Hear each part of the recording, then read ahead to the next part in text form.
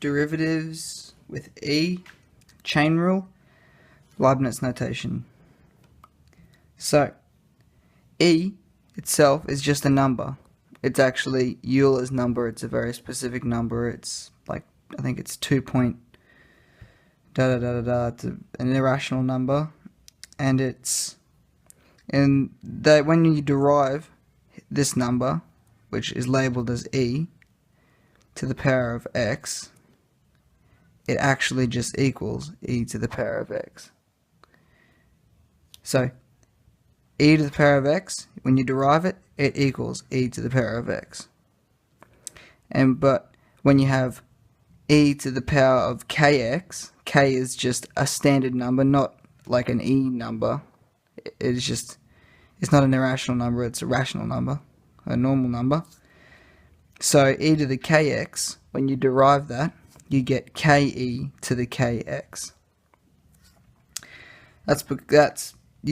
We'll do an example like that, and it'll show through doing the chain rule how you get the proof of that. But when you derive e to the kx, you get k multiplied by e to the power of kx. These are the rules from previous videos on the chain rule. If we had u within y and x within u, the derivative of the function would be dy over du multiplied by du over dx. And if you had u within y, v within u, and x within v, you would have dy over dx equals dy over du multiplied by du over dv multiplied by dv over dx. If you struggle with any of this, then you probably should watch a previous video or learn the chain rule through this one. So, let's start with an example. Example 1. So, y equals e to the power of 2x. Now, just like before when it was e to the power of kx, k was just a normal number and 2 is just a normal number. So, e to the power of 2x, you could, when you derive it, just go straight to bringing the 2 down and multiplying it by e to the power of 2x. But through the chain rule, I'll show you how it's properly done, how you get to that. So, we have u, which is 2x, and we have y, which is e to the power of u. Like I said before, u is within y and x is within u. So, if we write out the chain rule,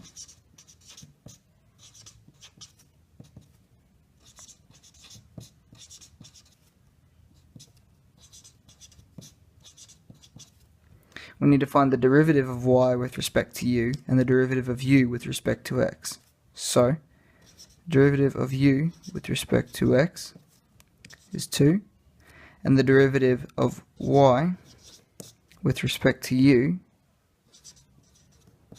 is just e to the power of u, because when you derive e to the power of the variable, if it's just like that, like said before, the rule states that if you derive e to the power of x or e to the power of u, it just becomes e to the power of x, or in this case becomes e to the power of u.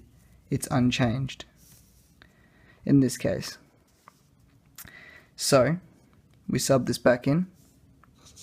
dy over dx equals dy over du is just e to the u multiplied by du over dx, which is 2.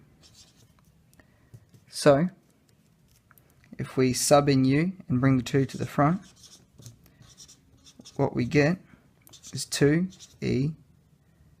multiplied by e to the power of 2x. And that there is the exact same as the rule up here. E to the power of 2x, when you derive that, it's 2e to the power of 2x, just like e to the power of kx. When you derive that, it becomes ke to the power of kx. So now, do another example.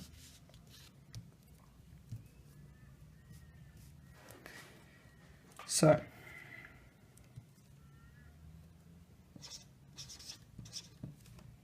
let's go y equals, say, sine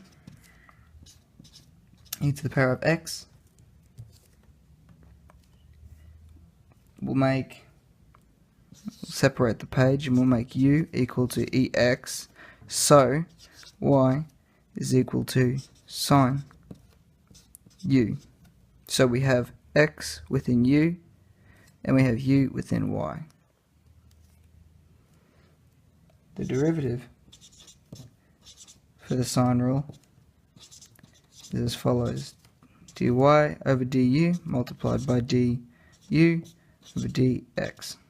So we need to find the derivative of u with respect to x and the derivative of y with respect to u.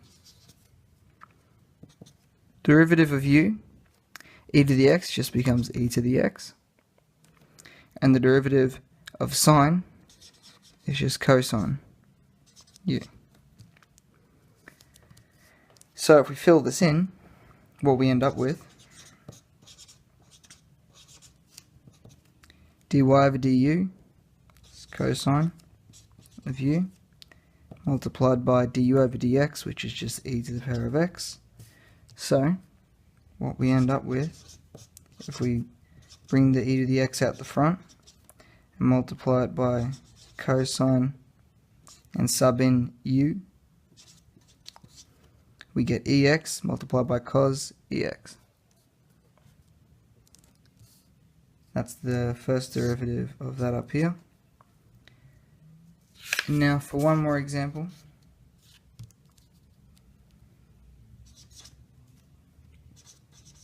Example 3. Y equals 10 e to the power of x squared plus 1. So we have a function within a function within a function. So we're going to need to use the rule before, where we had a function within a function, a function within a function, a function within a function, which is, it's the longer version of the chain rule that we use to solve more complex equations. So if we separate the page, we start from the inside out. We'll say v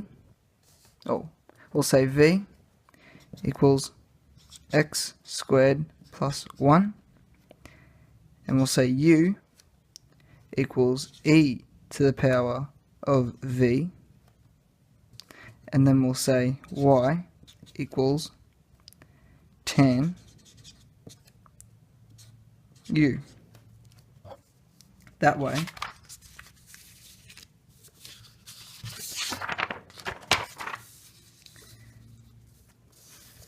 how can I bring this in? That way we have u within y, v within u, and x within v, just like up here. So this will be the equation we need to find the derivative. So derivative of y is derivative of y with respect to u multiplied by the derivative of u with respect to v multiplied by derivative of v with respect to x. So we need to find the derivative of v with respect to x, the derivative of u with respect to v, and the derivative of y with respect to u. So derivative of v is 2x, the derivative of u, which is e to the power of v, is just e to the power of v, stays the same. And the derivative of tan is just sec squared, and then we have the u. So if we sub all this in, what we get, dy over du,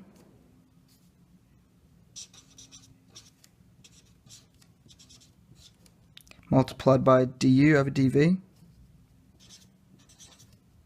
multiplied by dv over dx. Now, we can simplify this by subbing in all the u's and the v's and whatnot, and we can bring the 2x and the e to the power of v at the front. So, 2x e to the power, we'll sub in v. V is x squared plus 1, multiplied by sec squared. We'll sub in u. U is e to the power of v. We'll sub in v as well.